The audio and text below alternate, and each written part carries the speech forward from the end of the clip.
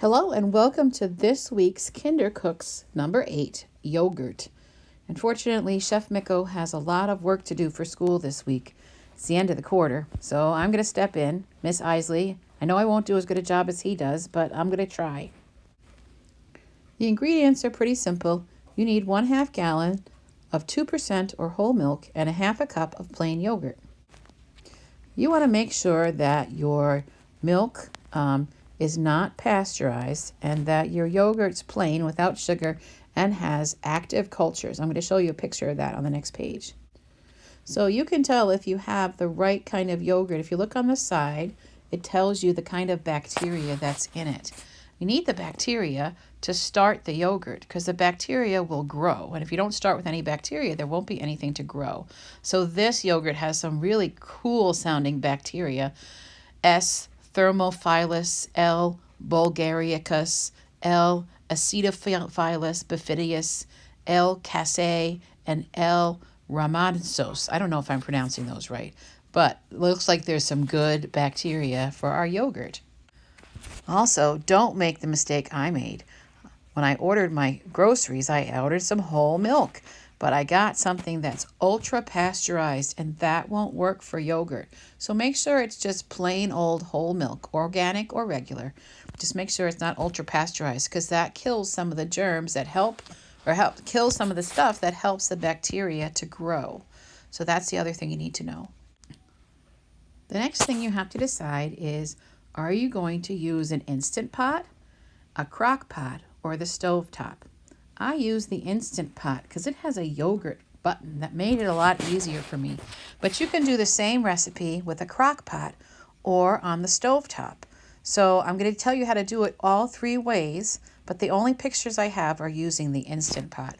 So we have to decide what you want. If you're going to use the crock pot or the stove top, you need some towels to wrap around the pot that you're going to use. And it's also a good idea maybe even to put that pot into a cooler because the cooler will insulate it. And while usually we use a cooler to keep things cold, you can also use a cooler to keep things warm. And that's what we need. We need to keep the yogurt warm because remember from our book, bacteria likes to grow in a nice warm place. So here we go. So the first thing you're going to need to do is you're going to need to sterilize whatever container you're going to cook in. So I just took my container and I poured some boiling water into it and rinsed it out, and that got rid of any germs and any weird taste that might have been left in the container. And then I poured my entire 1/2 gallon of milk into the pot. So either it's your Instant Pot, your crock pot, or your stove top. And I used the boil function and touched the yogurt button twice, and I got boil. But on a stove or on a crock pot, you're just going to turn your crock pot on to high, or you're going to turn the stove on until you want the milk to be almost boiling. You want it to get to be 180 degrees. So you'll need a thermometer that you can use to measure the temperature of the milk. And you want to make sure you stir it before you measure it.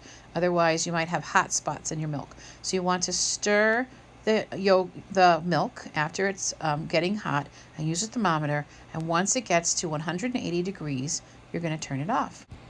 So if you're using an Instant Pot, there should be a beeping when it should be about the right temperature. Mine wasn't quite at the right temperature, and I had to heat it up a little bit longer.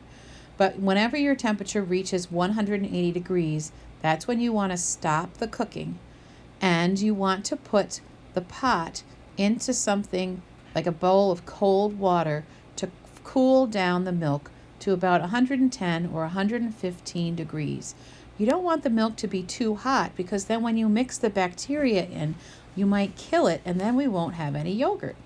So you're going to cool the milk down. You could just leave it on the counter to cool, but I'm impatient, so I put it in a bowl of cold water and let it cool down that way. And I used the thermometer to measure, and it was 115.9 degrees, which was cold enough for me.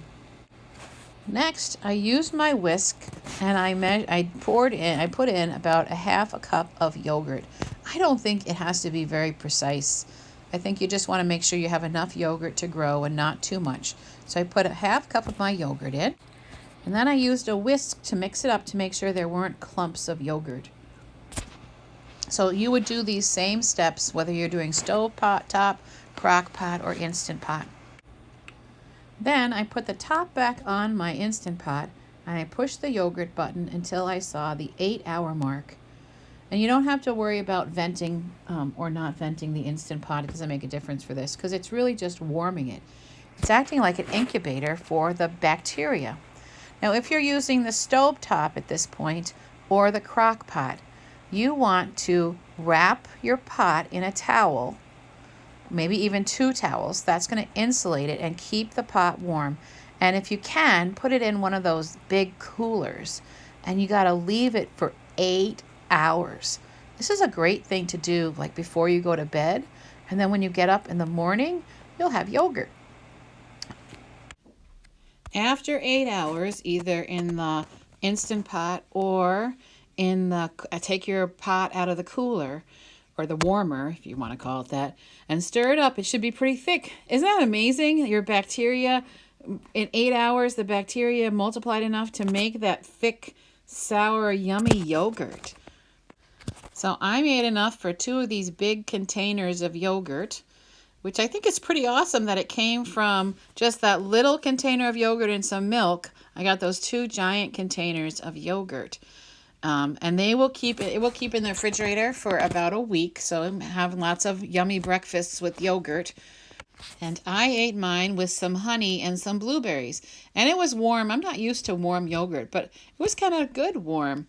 But I'm looking forward to having it for breakfast tomorrow too. So if you make some yogurt, take a picture of your yogurt or you enjoying your yogurt and let me know how it worked out. And if you're interested, this is the recipe that was in Zoe and Sassafras book. So this is the yogurt that they use, the actual recipe that they used, if you want to do it that way. But the instant. So I hope you liked it. And I'm sorry I was a poor substitute for Chef Miko. He'll be back after Thanksgiving.